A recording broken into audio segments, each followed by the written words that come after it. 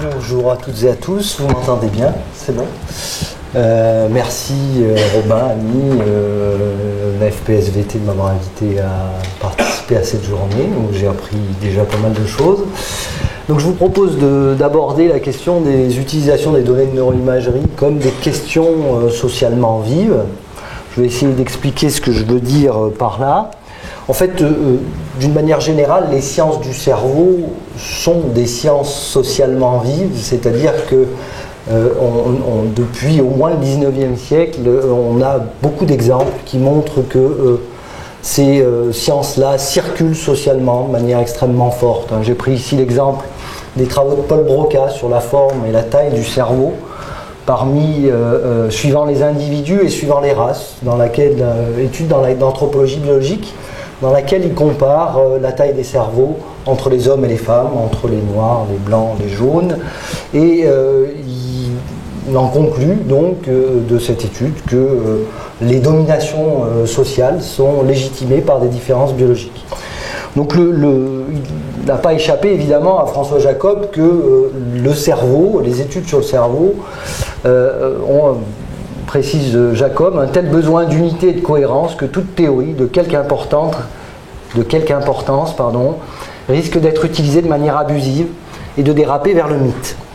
Alors on a bien sûr, et vous connaissez ces exemples-là, au tournant du 19e, 20e siècle, et qui ont été analysés notamment par Stephen Jay Gould et critiqués sur la véracité de leur fondement biologique. Si je fais ce retour historique, c'est pour dire qu'on a une continuité, même si les techniques ont changé.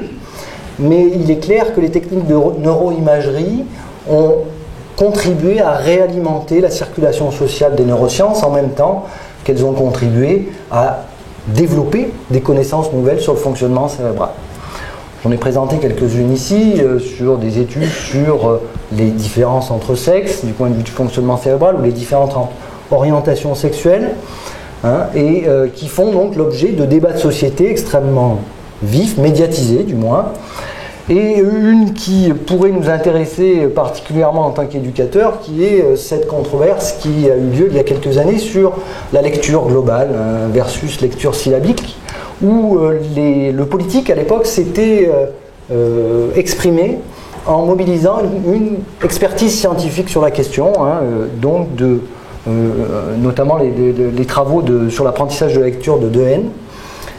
Et pour donc préciser quelles pouvaient être, selon l'orientation ministérielle, les bonnes méthodes de lecture. Alors, ce qui est intéressant ici, et ça va être un peu le fil directeur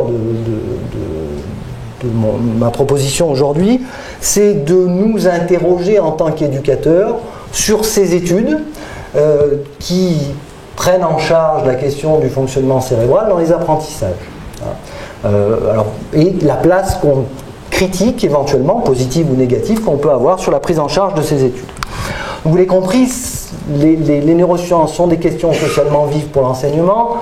En fait, on a une triple vivacité, une vivacité scientifique qui, je pense, a été parfaitement illustrée par les personnes qui m'ont précédé ici, à la tribune, qui ont montré que c'était un champ de recherche extrêmement fécond, avec des controverses, et plusieurs orateurs ont pris énormément de pincettes pour vous dire ça on ne sait pas trop où on est, jusqu'où on peut aller dans les interprétations. Une vivacité sociale que je viens d'illustrer, mais qui en fait s'étend à plusieurs implications éthiques, médicales, économiques, politiques, juridiques et éducatives, à tel point que en France, les lois de la bioéthique pour la première fois intègrent depuis 2011 la question de l'encadrement des usages des techniques de neuroimagerie, et que ce débat parlementaire là, d'ailleurs si ça intéresse certains d'entre vous, je vous invite à aller voir le dossier qui a été produit autour des utilisations des techniques de neuroimagerie par l'Office parlementaire d'évaluation des choix scientifiques et techniques, qui s'appuyait assez modestement d'ailleurs il faut le dire, sur des travaux précédents de citoyens européens qui avaient été consultés en 2005 pendant un meeting qui s'appelait Meeting of Minds, où les citoyens européens étaient amenés à s'exprimer sur ce qu'ils pensaient être le bien fondé des utilisations des données de neuroimagerie en particulier, et de neurosciences en général. C'était organisé en France par la Cité des sciences et de l'industrie. Et puis bien sûr une vivacité didactique, puisque vous l'avez compris, c'est à la fois des concepts nouveaux que l'on introduit, qui apparaissent dans les programmes, c'est des techniques nouvelles, On va parler avec la neuroimagerie, et c'est des enjeux de société nouveaux. Alors, je vais passer pas mal de temps, je pense, sur cette question de la vivacité sociale, et si j'ai le temps, je reviendrai à travers l'expérience que j'ai eue autour du développement d'un logiciel et d'une banque de données pour l'enseignement, sur certains des obstacles didactiques qui peuvent être posés aux enseignants comme aux élèves. Alors, comment je vais aborder cette question de la vivacité sociale pour nous, éducateurs des données de neuroimagerie et de la façon dont elles peuvent nous renseigner sur ce qu'est l'apprentissage, en posant essentiellement une question, c'est quelle image du sujet, quel parti pris du sujet en cours d'apprentissage est construit par la neuroéducation. Et du coup, quelle normativité on va avoir sur les pratiques éventuellement d'enseignement. Ah oui, déjà, là encore, les liens entre apprentissage, cerveau et neurosciences et éducation ont une histoire longue, hein, depuis au moins le début, enfin 18e, 19e, où on a une inscription corporelle de l'esprit, réellement, avec Thomas Willis, Franz Gall, ça c'est des choses, Franz Joseph Gall, c'est des choses que vous connaissez, notamment avec la bosse des maths, où là déjà on avait une partie liée avec les questions éducatives extrêmement forte et qui va s'exprimer à travers différents courants au cours du fin 19e, début 20e, autour des conceptions phylogénétiques, notamment de la psychologie comparée, et parmi eux des défenseurs d'un déterminisme génétique strict, Galton, le darwinisme psychologique d'Haeckel et tout son prolongement autour des théories eugénistes, les conceptions behavioristes, la formulation en effet en 1913 par Watson, pour lesquelles, selon Canguilhem, le milieu se trouve investi de tout pouvoir vis-à-vis des individus et de leurs apprentissages, les concepts de représentation ou d'image mentale qui, un tout petit peu plus tard, introduits par Lashley et Tolman, vont inverser le rapport de l'organisme au milieu, comme le dit Canguilhem, c'est-à-dire que l'organisme se propose au monde à travers cette idée de représentation, une représentation mentale, et puis bien sûr les théories constructivistes qui se sont proposées notamment en critique au behaviorisme à travers Mayer et Schnerla notamment, et qui proposent une indissociabilité des déterminismes génétiques et environnementaux dans l'explication des comportements, sur lesquels notamment s'appuieront les partisans de la psychologie génétique, Vygotsky et Piaget en partie. Alors, ce qui apparaît, c'est que l'étude scientifique des apprentissages, au départ, est une question prise en charge par les sciences de la nature. Et aux prises, je l'ai souligné, avec des débats idéologiques extrêmement forts, dès le départ. Et les premiers fondateurs de la psychologie génétique ont tenu à maintenir ce lien entre le sujet biologique et le sujet cognitif, le sujet qui apprend. Je prends l'exemple de Piaget, par exemple, qui écrit en Biologie et connaissance, où il essaie de maintenir ce lien entre le substrat biologique de la connaissance et puis le sujet cognitif tel qu'il se développe. Je trouve que dans la didactique des sciences, cette continuité-là est actuellement contemporaine, quels que soient les courants de pensée, est beaucoup plus diffuse, beaucoup moins, on a moins de continuité, et finalement le sujet auquel s'intéresse la didactique des sciences aujourd'hui est plus un sujet épistémique, psychosocial, anthropologique, mais le sujet biologique d'une certaine manière a été mis un petit peu de côté. Alors, on peut faire des hypothèses sur pourquoi le sujet biologique a disparu d'une certaine manière des études de didactique des sciences. D'une part parce que justement je pense que les sciences humaines et sociales en général ont voulu se maintenir à distance des débats idéologiques et des dérives idéologiques de la biologisation du social. Et puis d'autre part, on peut imaginer aussi que l'avènement de la neuroplasticité a occupé une place, à minima, de sujet biologique pour les didacticiens. On considère que on a là un support de l'apprentissage, un équilibre entre génétique et épigénétique, autour par exemple des modèles du calendrier cérébral de Changeux ou d'Edelman, et que cette question n'est pas retravaillée au sein de la didactique. Alors, il y a d'autres didacticiens dans la salle qui pourront peut-être discuter quelle place ils donnent au sujet biologique, mais moi c'est l'analyse que j'en fais. Alors, parallèlement à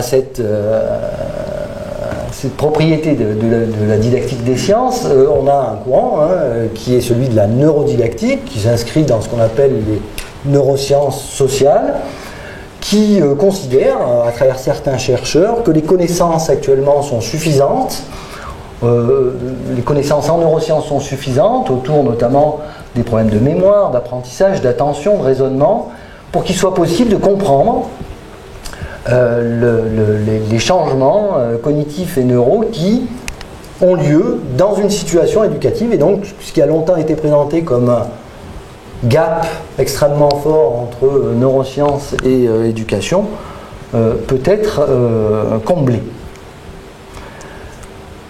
Et de fait, les neurosciences cognitives proposent depuis maintenant une vingtaine d'années, notamment avec la neuroimagerie, qui est une technique non invasive, des travaux sur la mémoire, l'attention sélective, l'apprentissage de la lecture, des mathématiques, en situation pathologique ou normale. Il s'agit de préciser quelles sont les théories de l'apprentissage, avec comme hypothèse, d'une part, d'améliorer les performances par des méthodes de remédiation cognitive, voire par des modifications de structure, j'y reviendrai, ou d'activité cérébrale, et en mettant implicitement, en ayant comme hypothèse implicite que ces méthodes de remédiation n'auront pas d'effet contraire, n'auront pas d'effet néfaste sur l'apprentissage, et reposent notamment sur l'idée d'une réserve cérébrale, c'est-à-dire qu'on n'utilise qu'un pourcentage de notre cerveau, et donc il faut essayer de l'utiliser plus. Donc ce que je propose maintenant, c'est d'aller un petit peu plus profondément dans ces études-là, sur la façon dont elles sont construites, pour essayer de comprendre justement quels sont les préjugés, quels sont les partis pris épistémologiques de ces travaux-là. J'essaie de vous présenter les partis pris épistémologiques de la didactique contemporaine des sciences. On peut les comparer aux partis pris épistémologiques des neurosciences de l'éducation, et plus particulièrement de la neurodidactique des sciences, pour qu'on ait un point de comparaison. Alors, la neurodidactique des sciences, c'est un terme qui est proposé en 1998 par un Allemand, Press, mais qui, en gros, développe des travaux et communique beaucoup depuis les années 2007 à peu près. Donc la neurodidactique, c'est un sous-domaine de la neuroéducation qui étudie les mécanismes cérébraux liés à l'apprentissage et à l'enseignement de disciplines. Donc comme on a une didactique des sciences, on a une neurodidactique des sciences, et qui a réellement une visée dès le départ d'outiller les enseignants à la lumière des connaissances des mécanismes cérébraux d'apprentissage des sciences pour leur permettre d'adapter leurs pratiques.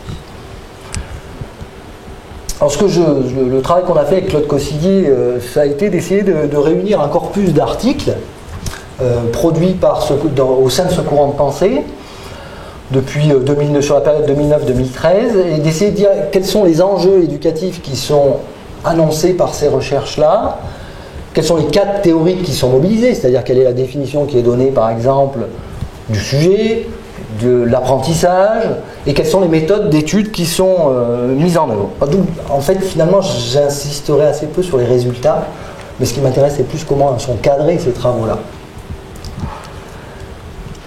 Alors, clairement, il y a un enjeu éducatif qui est mis en avant, je vous l'ai dit, c'est d'améliorer les pratiques. Mais améliorer les pratiques, pourquoi faire? Essentiellement pour de l'apprentissage de concepts. C'est essentiellement ça qui est mis en avant. C'est-à-dire que ces travaux-là étudient le cerveau d'un individu qui est en cours d'apprentissage pour essayer de voir comment des concepts scientifiques peuvent être transmis. On a assez peu de choses sur les méthodes, sur la problématisation, sur l'investigation, sur les questions vives, par exemple, la formation à la citoyenneté, etc. C'est vraiment centré pas mal sur les concepts et sur le développement d'habiletés neurocognitives, je reprends les termes de Houdet, tels que la flexibilité cérébrale, qui, c'est un des résultats qui est avancé, qui permettrait aux individus d'inhiber des conceptions antérieures pour pouvoir passer à des nouvelles conceptions, qui est d'ailleurs un des résultats de la didactique des sciences, de pouvoir dépasser des obstacles didactiques. Mais donc c'est un élément qui est extrêmement important. Alors après, en gros, dans l'analyse qu'on en a faite, on voit 3 catégories d'études de neurodidactique des sciences. Première étude que je dirais qui est quasiment caricaturale, et je vais aller assez vite dessus, elle est finalement peu représentative de l'ensemble des articles qu'on a analysés. C'est une étude dont le cadre théorique est la neuropsychologie, c'est-à-dire qu'il y a un corrélat entre une activité physiologique et une activité mentale d'apprentissage, qui se pose comme question quels sont les mécanismes neurocognitifs impliqués dans les habiletés numériques et comment les développer, et qui propose donc en méthode de recherche de développer des compétences numériques, évidemment chez le sujet au départ pathologique, mais aussi chez le sujet sain, par stimulation magnétique transcrânienne. Et notamment des lobes pariétaux et dorsolatéraux préfrontaux. Clairement, je ne cache pas que je suis extrêmement critique vis-à-vis de ce genre d'études qui visent à penser l'apprentissage sous l'angle de la stimulation cérébrale hors pathologie. Donc c'est pour ça que je ne vais pas m'attarder beaucoup sur ce type de travaux. Je passerai plus de temps sur des travaux qui vont marier, et c'est la majorité des travaux d'ailleurs, deux cadres. D'une part, la neuropsychologie, c'est-à-dire le fait de dire qu'on a un corrélat d'activité physiologique à une activité mentale ici d'apprentissage, et un cadre que vous connaissez peut-être qui est celui du changement conceptuel, c'est-à-dire l'idée qu'il y ait d'inspiration constructiviste, c'est-à-dire que l'élève va être acteur du changement d'une représentation en dépassant un obstacle, notamment en s'appuyant sur des obstacles pour pouvoir avoir une nouvelle représentation comme fondement de l'apprentissage. Je ne reprends pas toutes les questions qui se posent, mais en gros, globalement, c'est des études qui mobilisent des REM fonctionnels et qui vont en partie consister à proposer au sujet des films avec des propositions erronées, par exemple un circuit électrique non fermé, une lampe qui s'allume, et de regarder qu'est-ce qui se passe dans le cerveau d'un élève lambda en cours d'apprentissage et le cerveau d'un physicien. Alors ça, certains rient, moi aussi j'ai été surpris de ce type de protocole, mais en fait d'autres collègues m'ont dit mais ça se fait assez régulièrement. On peut avoir aussi d'autres possibilités qui vont être de proposer au sujet des stimuli intuitifs versus contre-intuitifs qui ont une validité scientifique ou pas, et de voir quels sont leurs temps de réaction, où là on a des cohortes assez importantes. Vous voyez qu'on met quand même c'est des centaines, voire des milliers de gamins qu'on met dans des tubes d'IRM là, pour faire ces travaux-là. Alors, je vais revenir, mais ces travaux sont, je pense, intéressants à discuter pour nous en tant qu'éducateurs et à interroger, puisqu'ils proposent deux cadres, et dont on essaiera par la suite dans la discussion de penser l'articulation. Dernier type de travaux, c'est ceux qui sont issus de la neuropsychologie cognitive ou dite cognition incarnée, c'est-à-dire qui croisent là pas mal de choses, notamment les modalités mentales, neurophysiologiques et comportementales des apprentissages. Donc là, on a des travaux sur la didactique des mathématiques, sur la problématisation en physique, sur la connexion entre la métacognition, c'est-à-dire qu'est-ce que je sais de la façon dont j'apprends, et l'apprentissage des mathématiques, où vont être observées plusieurs choses, à la fois le comportement des élèves, leur activité cérébrale, mais aussi où ils vont être rencontrés en entretien. Et ce que je trouve assez intéressant dans ces études-là, c'est que c'est des études qui sont assez prudentes finalement, qui disent on teste la possibilité d'une identité entre corrélat d'activité neurophysiologique et apprentissage, mais simplement pour la discuter, et en essayant de prêter attention au langage et aux effets de contexte. Donc c'est le type d'étude qui nous fait penser qu'avec Claude Koscielny, qu'il y a des possibilités de dialogue fructueux avec les neurosciences, pour éviter à la fois les écueils anti-matérialistes qu'on peut connaître en sciences humaines et sociales parfois, comme les écueils neuroréductionnistes dont j'essaie de vous présenter l'esprit dans la première étude que j'ai présentée. Donc il s'agit bien ici d'interroger conjointement c'est quoi le sujet biologique, le sujet cognitif, sans présager des conclusions qu'on pourrait tirer des études qui vont être menées, et surtout de leurs applications. Je pense qu'on est là sur un stade... Et évidemment, sans exclure de ce travail-là les professionnels de l'apprentissage que sont les enseignants,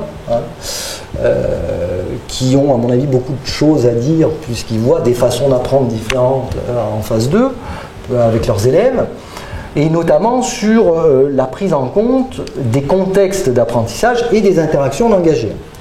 Parce que imaginez qu'en mettant un élève dans un tube, certains d'entre vous ont peut-être déjà subi des IRM cérébrales, mais sur lequel les interactions verbales directes avec une autre personne sont tout simplement pas possibles, les mouvements ne sont pas possibles, donc on est extrêmement isolé, il se passe plein de choses dans la tête au moment où on fait une IRM cérébrale, notamment du point de vue du confinement. Et je crois qu'on a finalement assez peu de choses dans ces études-là, de neurodidactique, qui discutent la question du contexte. Ou alors c'est assez rapidement pour l'évacuer. Pour dire, mais il y a des choses extrêmement intéressantes, et encore moins des interactions langagères. Et pourtant, et c'est là que c'est une difficulté, c'est des études qui marient neuropsychologie et changements conceptuels. Et les changements conceptuels, eux, épistémologiquement, sont liés au constructivisme et au socio-constructivisme. C'est-à-dire que l'apprentissage se joue dans l'interaction entre les individus.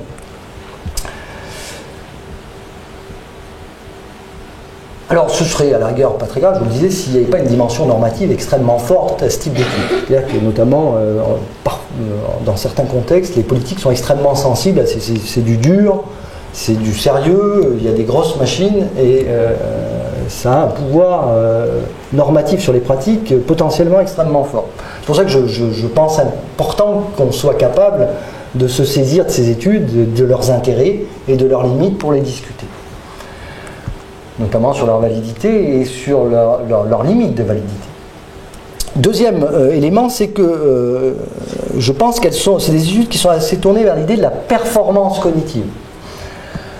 Notamment sur les premières que je vous ai montrées, mais pas seulement, et notamment l'idée de s'appuyer sur la neuroplasticité, la plasticité cérébrale, pour aller vers une meilleure performance des apprentissages.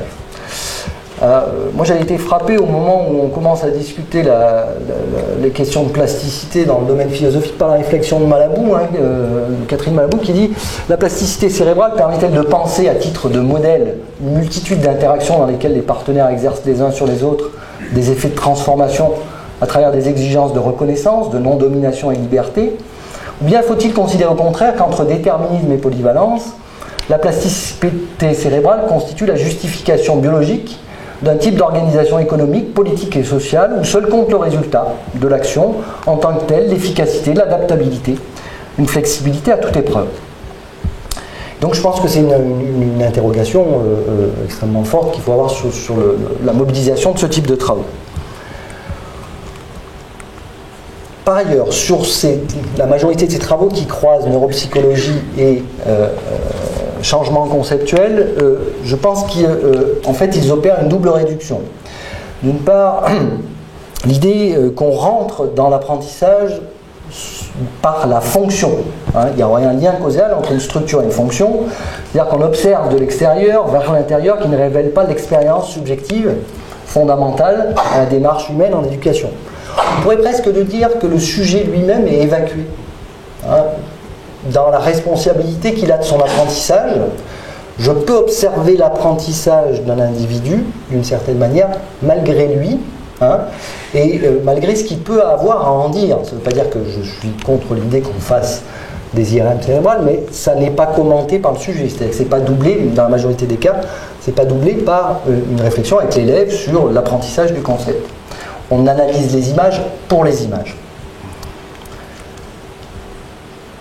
Et d'autre part, au sens de la confusion, double réduction de ce qu'est le concept scientifique et la façon dont le cerveau se représente le concept scientifique, qui est une différence entre un problème ontologique et un problème épistémologique, c'est-à-dire la confusion entre le niveau mental des concepts spontanés individuels, inconscients le plus souvent, et le niveau symbolique des concepts scientifiques, qui sont bien entendu des concepts qui ont été discutés, critiqués, construits socialement, qui sont explicites et communicables. On d'une certaine manière, Foucault avait déjà anticipé cette critique faite aux sciences du cerveau à venir et à leur possibilité de se saisir de questions sociales comme ça de manière assez abrupte. Reste que je reprends bien à mon compte cette expression de Harrison qui dit qui souligne l'importance du travail conceptuel qui reste à mener de part et d'autre avant de faire chauffer les scanners. Et donc l'idée d'essayer d'avoir un dialogue extrêmement important avec entre neurobiologistes et didacticiens pour essayer de penser ensemble les enjeux d'enseignement, savoir et valeurs mobilisées, leur prise en charge en contexte par un sujet volontaire, conscient, réflexif, et des processus d'apprentissage qui peuvent être appréhendés empiriquement selon différentes dimensions que l'on peut croiser. Je ne sais pas s'il me reste, voilà, je terminerai là-dessus, sur cette dimension de la neurodidactique des sciences. S'il me reste quelques minutes, je peux vous dire quelques mots sur une autre vivacité de la neuroimagerie, qui renvoie plus tant à notre fonction d'éducateur, mais sur les images elles-mêmes comme objet d'apprentissage. Alors, je passe sur les conceptions. On ne part pas de rien, parce qu'il y a pas mal de travaux qu'on travaille sur les conceptions des élèves autour de qu'est-ce que c'est que le cerveau. Alors, Yann Lost en a parlé tout à l'heure. Ici, elles sont plus centrées non pas tant sur le système nerveux que sur le cerveau, mais simplement pour vous dire que chez les très très jeunes enfants, quand on leur demande, il y a une thèse qui a été faite là-dessus, ce qu'ils ont dans le cerveau, souvent ils répondent des os. Puis après, on a un stade qui apparaît, qui est le stade antéroïde, c'est-à-dire les boyaux de la tête, quoi. Et un stade extrêmement aussi, un peu plus tard, qui est l'idée du cerveau connecté, du cerveau ordinateur. Mais ça, c'est donc des conceptions qui font obstacle ou pas, c'est pas dans la question. Je reviens sur une autre conception que vous connaissez sans doute, puisqu'on les retrouve à l'université aussi. C'est les conceptions dont j'ai parlé un petit peu tout à l'heure, du modèle du cerveau-muscle avec les X% utilisés, avec l'entraînement cérébral, qui finalement est un obstacle que je trouve moi assez difficile à travailler. Cette question de la relation entre le volume cérébral, le développement des fonctions cognitives et les questions d'apprentissage, elle est extrêmement ténue, parce que si on la place dans une perspective phylogénétique, ce qu'on fait avec les élèves, bien souvent, on leur montre une corrélation pour leur dire ensuite à l'intérieur de l'espèce, c'est pas le cas.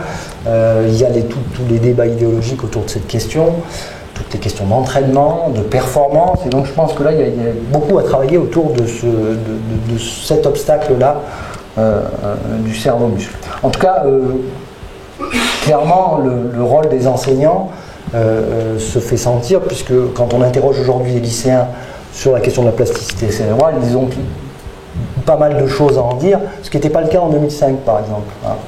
Quand j'avais fait moi ça c'est des études qui sortent surtout de préfiguration d'exposition sur le cerveau au Muséum national d'histoire naturelle en 2000. Bon, alors donc, juste quelques mots sur cette expérience, mais ce qu'on en a appris, puisque j'ai coordonné une équipe d'enseignants qui ont travaillé sur ce logiciel et surtout sur la banque de données.